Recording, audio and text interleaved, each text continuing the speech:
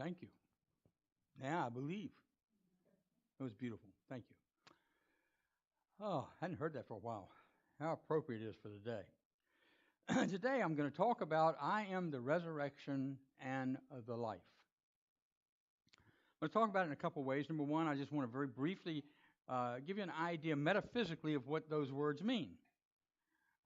We talk about the I am in unity. And what is the I am?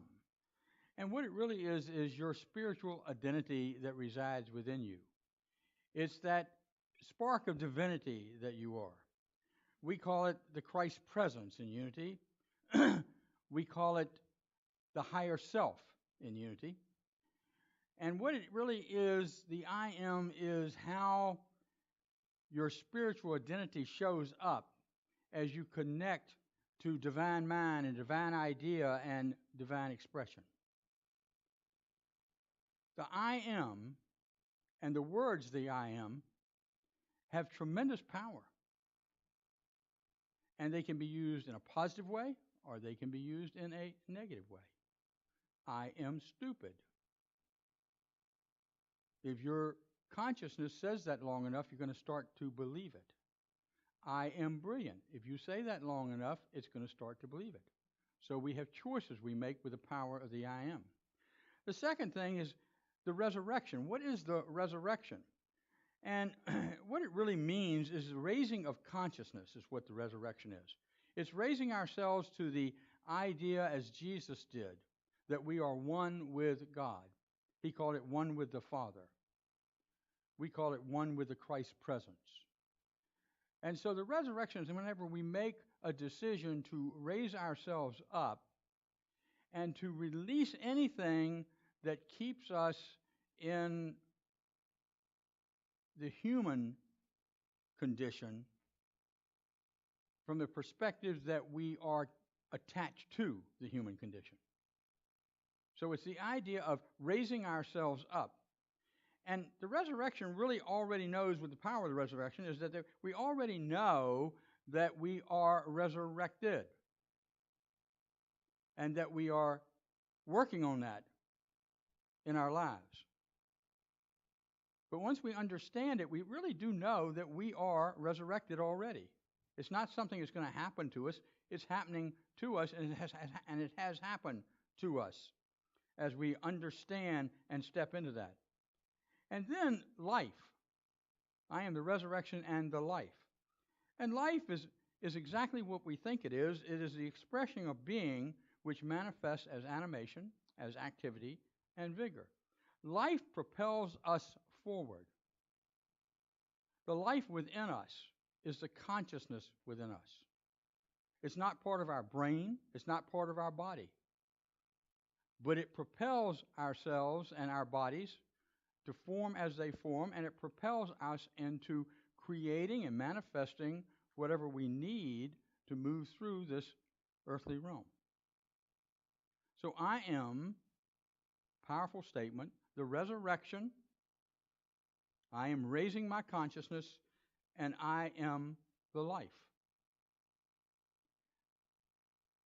What I want to do is kind of move through a story some of you may be familiar with. This is the story of Lazarus. Now, in the Gospels, there's two Lazarus. There is Lazarus the beggar, who becomes healed with his encounter with Jesus. And then there is Lazarus, who is a friend of Jesus, who is the brother of Mary and Martha. And most of us have heard of Mary and Martha. And they lived in Bethany. Bethany was a beautiful little cozy suburb, if you would, of Jerusalem. That's how we would think of it today. And Jesus enjoyed going there. The temperatures were mild.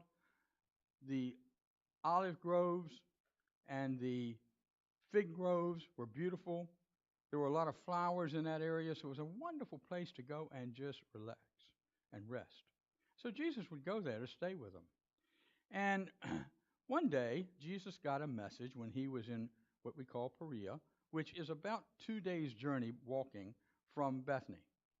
And the message was, Lazarus is dying, come quickly. Now, I want you to remember that, number one, he got that 2 days later, okay? And that, number two, that when one dies in the Jewish tradition, they are buried within 24 hours.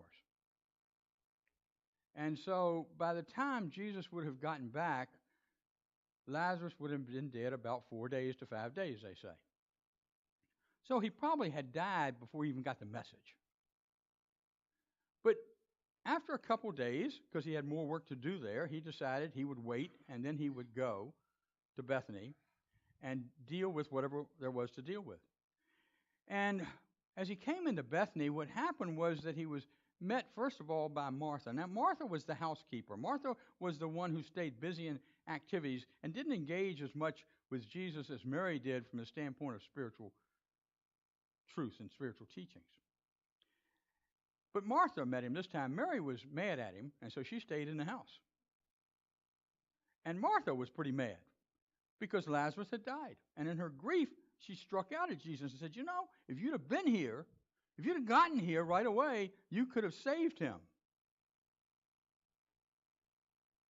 And Jesus looked at her and said, maybe.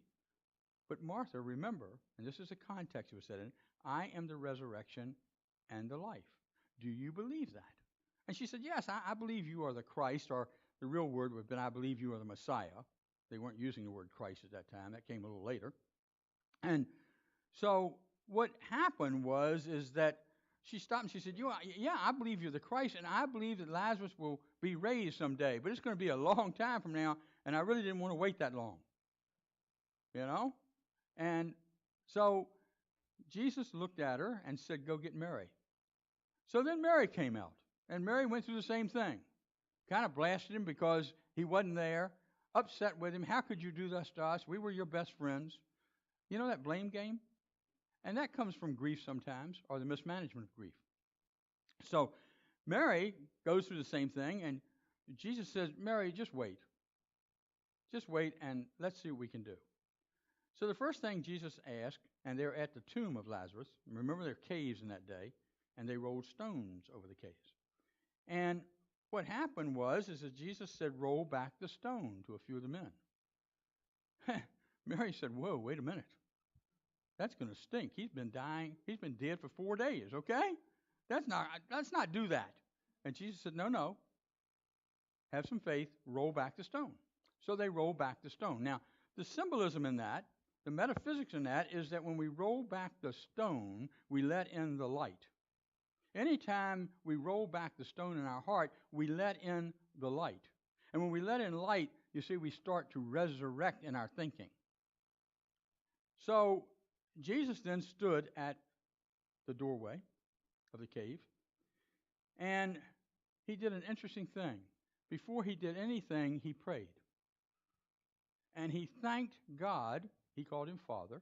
He thanked the Father for the fact that Lazarus was going to be raised from the dead. That's affirmative prayer. He prayed for what he wanted, not for what had happened. So he used the power of affirmative prayer. And then he called to Lazarus and said, Lazarus, come out. And Lazarus shows up, all wrapped up, but walking out. Now, a couple of things from this story is that, number one, it was the downfall of Jesus from the standpoint of his coming death. This happened about 10 days before he was crucified. And so what happened is the Sanhedrin heard about this. And when they heard, and this is the ruling group from the Pharisees. And when they heard about it, they said, what are we going to do? We can't let this guy run around like that. People are going to start to follow him. People are going to start to believe that he's got the real message, that he's really God, and we can't have that. And so they started to plan then for Jesus' trial and death. Well, the other thing that happened is that a few days later, Jesus rides into Jerusalem. We'll talk about that on Palm Sunday. For Palm Sunday, and everybody is saying Hosanna and you are God and all those kind of things. And so here again, he's building a case for the Sanhedrin and for the Romans to get rid of him. But I think in the story itself, there's some things that we can learn from it. And what Jesus was talking about when he said, I am the resurrection and the life. He was demonstrating, and what this story demonstrates, And whether it happened or not is not really important. For those who are saying, well, I don't know if that really happened, for those who say, yes, that did happen because it's written that way, doesn't make any difference. It still gives the same message.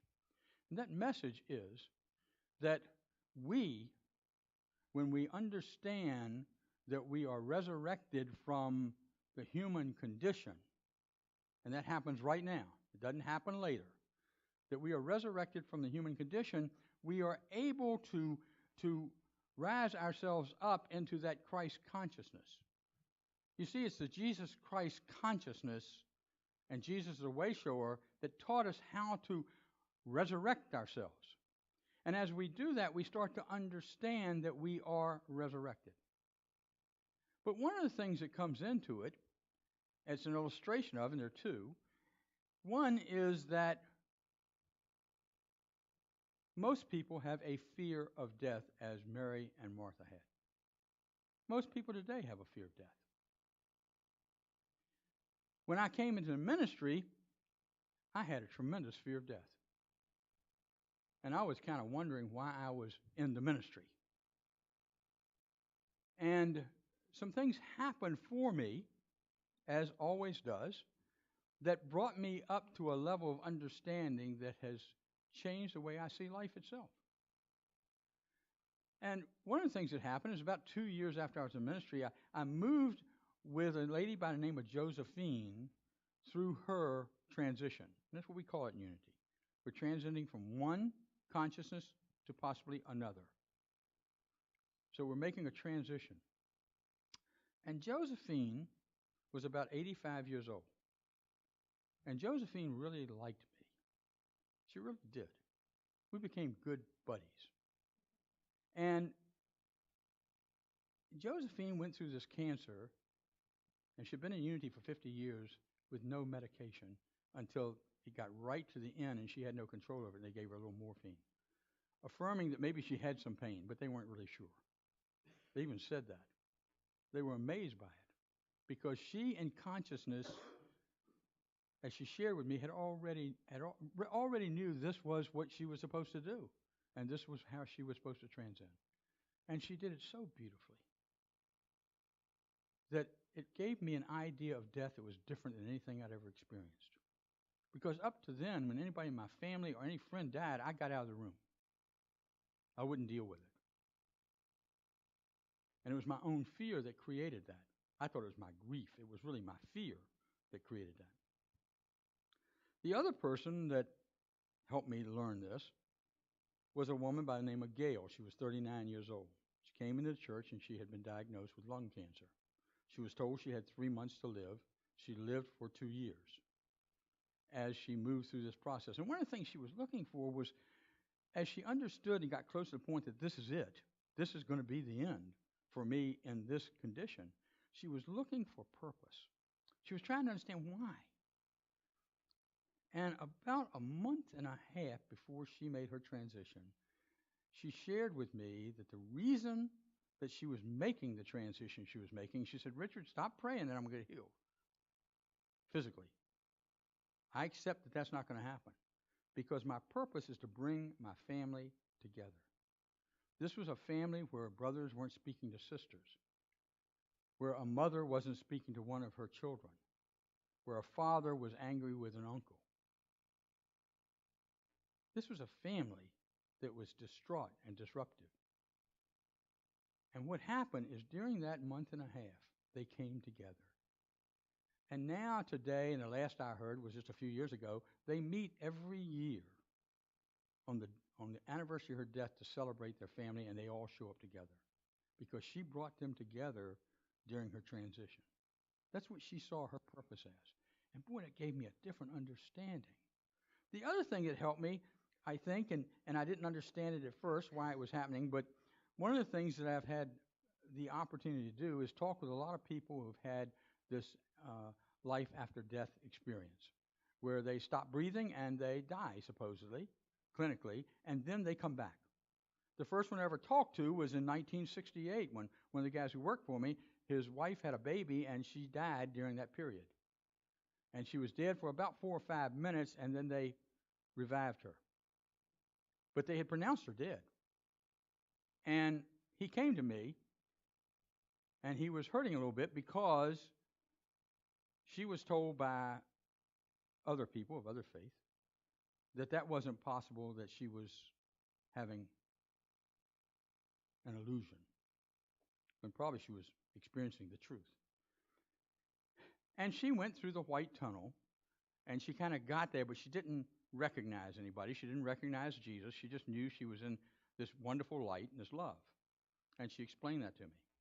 A few years later, I was at dinner with some friends. There were about 12 of us around, and this young woman that I was just getting to know, named Carol, turned to me and said, "Richard, I got something I need to share with you." Now, we didn't know each other. She said, "But I don't know why. I just want to share it with you." And again, she told me about her afterlife, after death experience. Since then, I guess I have talked to, met, some by coincidence, some by plan, about 30 people who've experienced this. I've obviously read the books on it since and listened to speakers on it.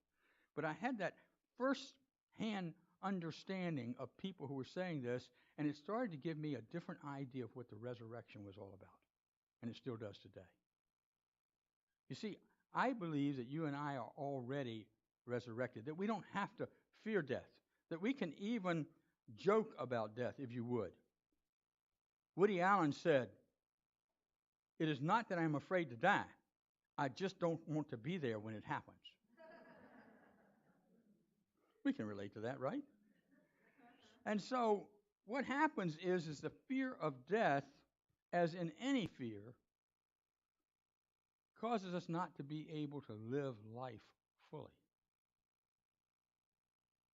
When we start to see ourselves as already resurrected, we know that we were here before we got here in some form, and that when we leave, we're still going to be around in consciousness. And there's nothing to fear.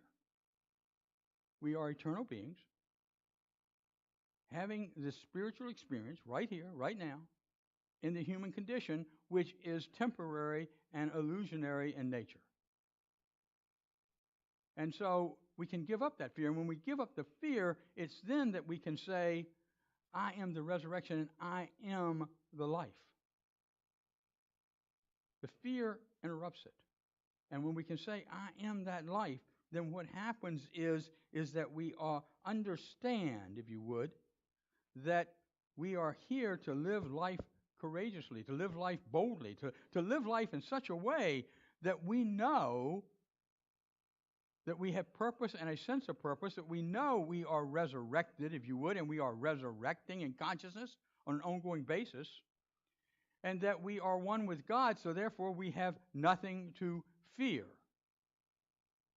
And when we release that, when we see ourselves as resurrected beings, and I think that's what Jesus was talking about, when we do that, we then are able to live life more abundantly, as Jesus said. He said, "I've come to teach you how to live life more abundantly." He didn't say, "I've come to teach you that sometime in the future, after you start believing me, after I die, and when you die, that you're going to then experience life more abundantly because you're going to go to heaven." Nowhere he said that. A lot of churches have said that. A lot of preachers have said that, but that's not what he said. Instead, he said, "I am life, and I bring life to you to teach you to live life more abundantly." So what we experience is that when I am convinced that neither death nor life, nor angels nor rulers, nor things present nor things to come, nor powers, nor height, nor depth, nor anything else in all creation will be able to separate me or us from the love of God that I find in our way-shower, Jesus Christ. It's then that I can stand in my faith. It's then that I understand who and what I am. It's then that I can give up this fear of death and step into my resurrection. Not tomorrow, right now, right here. And what we're going to do is we're going to prepare ourselves for our meditation time. And as we prepare ourselves that, we're going to sing together, "Lead Me to the Light." And I want you to think about, what kind of light am I being led to? What is it in for me? How can I release any fear in my life? How do I see my enemy as my friend? How do I let go and love God? For when we are led to the light, you see, we are led to the Jesus Christ consciousness. So, let these words lead you to the light of your resurrection.